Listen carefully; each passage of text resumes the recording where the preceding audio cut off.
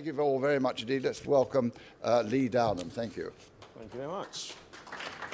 I thought I'd kick off with the following slide, which is the results of a survey we did across the sector, a broad spectrum of clients, so explorers, mid-market, and the majors. And I thought this was a nice intro because it really sets the scene for what I want to talk about today. It's quite interesting. There's a lot of optimism. You'll see 80% of our clients, or more than that, 86% said they feel better about the economy and better about their own prospects than they did 6 months ago. You'll see there that 70% of the people we spoke to said they expect to transact in the next 6 months.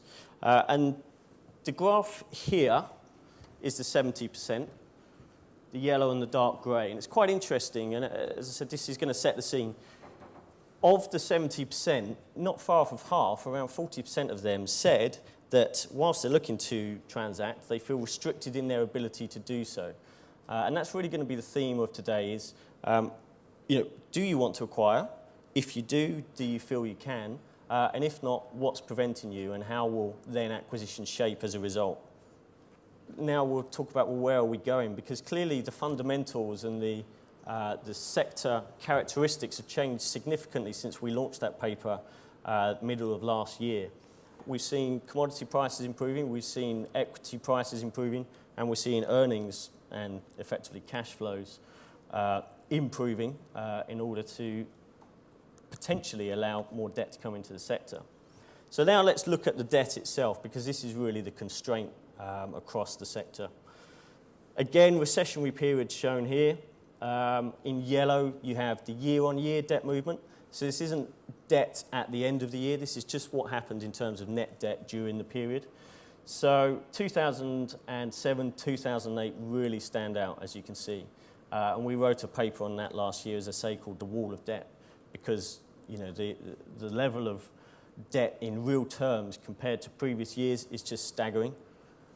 But more importantly, look at the equity bar there, the green bar for 2009. That's more than double the previous peak, and a good 4 or 5 times in real terms level of equity that's gone into any other period prior to this most recent one.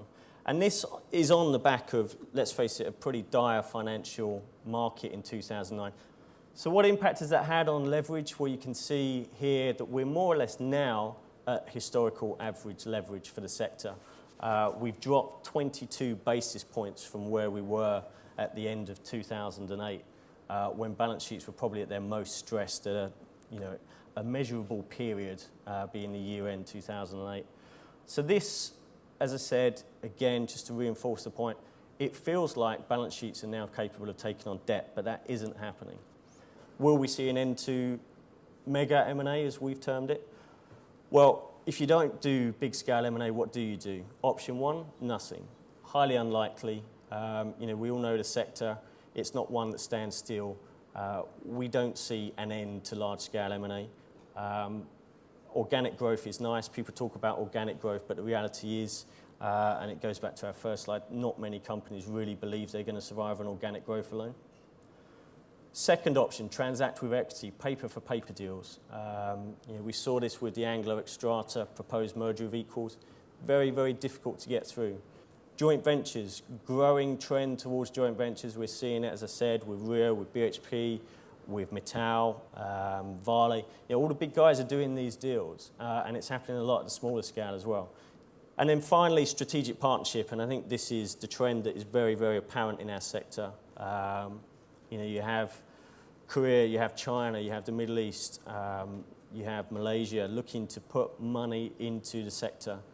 Japan have been doing it for years, and we see that continuing. It's going to evolve, it's going to become more sophisticated, but somebody recently quoted, if you haven't got a Chinese strategy, you can guarantee the Chinese have got a strategy for you, because they're going to do the deals, and you either want to be on side with them and do it on your terms, or you could end up being a target.